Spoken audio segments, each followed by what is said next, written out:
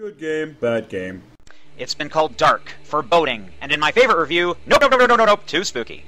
Amnesia, A Machine for Pigs is a game with a very specific way to be played. In the dark, alone, and with headphones on. The auditory picture it paints is absolutely amazing.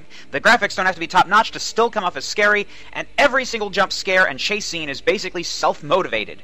You, ultimately, are responsible for driving yourself forward into the experience. This is both a strength and a weakness, as a lot of the game's playtime is derived solely from a player's fear.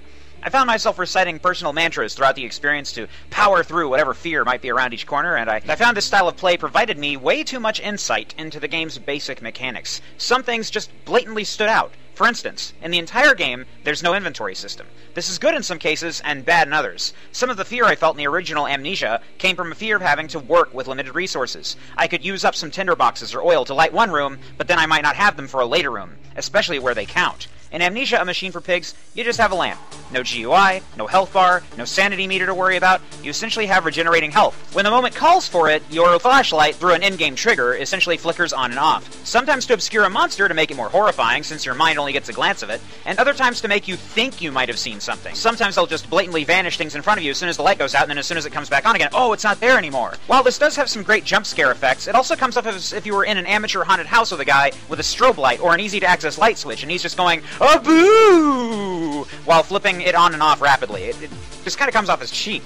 The first word that comes to my mind when thinking about Amnesia, A Machine for Pigs as a whole, having completed the game, is pasteurized. This is both a good and a bad thing. Like a pasteurized ham that almost anyone can eat.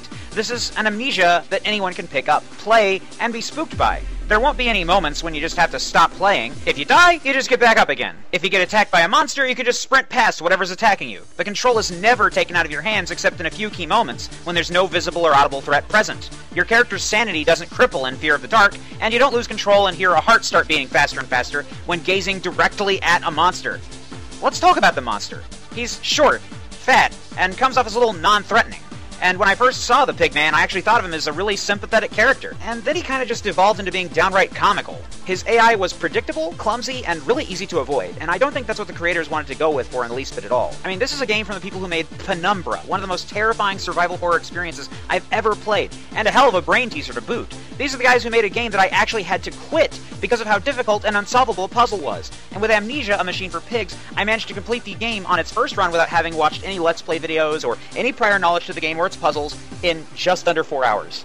Now, I kept asking myself, is this the best tool/engine they could have used?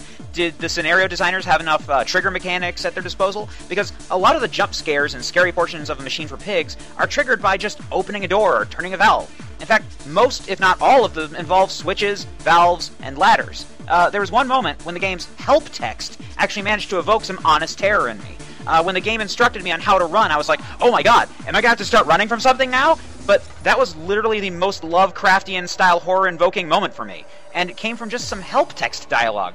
The rest of it was just jump scares. Fear of the unknown is something that can be done very powerfully and very well in games. The first Amnesia was particularly good at demonstrating this, but A Machine for Pigs opens off as a sort of mystery. We have amnesia, we want to figure out who we are, and in the first game these questions were never really important. In this game they seem to be almost entirely important. The game sort of devolves from being about survival horror and the creepy environments to simply just being about a man trying to understand who he was. And you find that out through all these clues that are laid about in the form of audio recordings and text. And a lot of the written text is actually repeated in the loading screens as well as in the audio recordings. I kind of found that repeating of messages to be a little disappointing, as it took away the value of finding some of the more well-hidden written accounts. It also seemed to communicate that the team in their playtesting found a lot of players just didn't want to read the notes in the first place. The game also has an extreme problem with Final Fantasy XIII syndrome. In other words, the game is pretty much just one long, straight, linear path.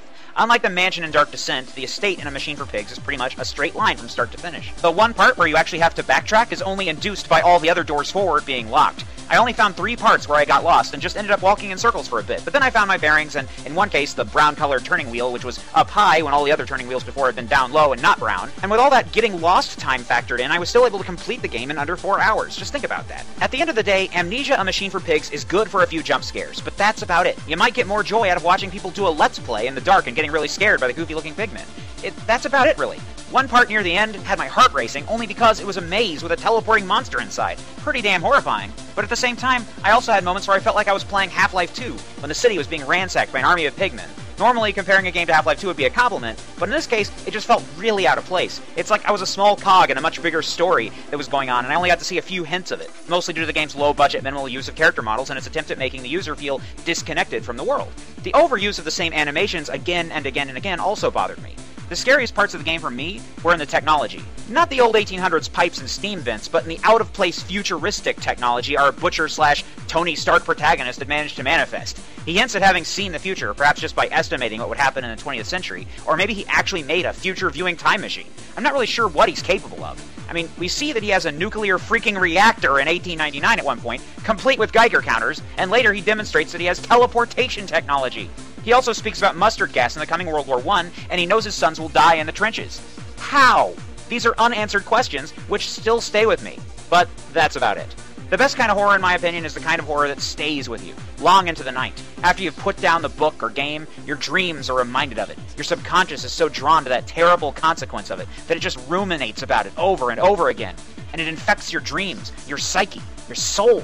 It changes you at the core, making you think about the world differently than you did when you first came into it. Perhaps even developing new phobias, new fears of the dark, of tight spaces, or even silly things like spiral patterns or children's literature. You know that kind of horror, right? Or perhaps you've just been reminded of it. The key, dear viewer, is that for every pasteurized horror game out there, we need another Penumbra or an Anna. And in my opinion, Amnesia: A Machine for Pigs is not a diamond in the rough. It's a roller coaster. You scream at it, you get off, and it's over.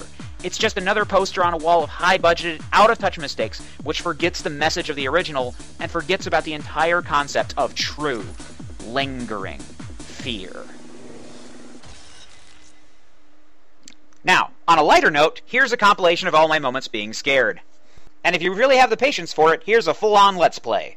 Thanks for watching this video, and if you enjoy the content, like, comment, and subscribe. Blah-de-blah-de-blah. Necessary end statement here.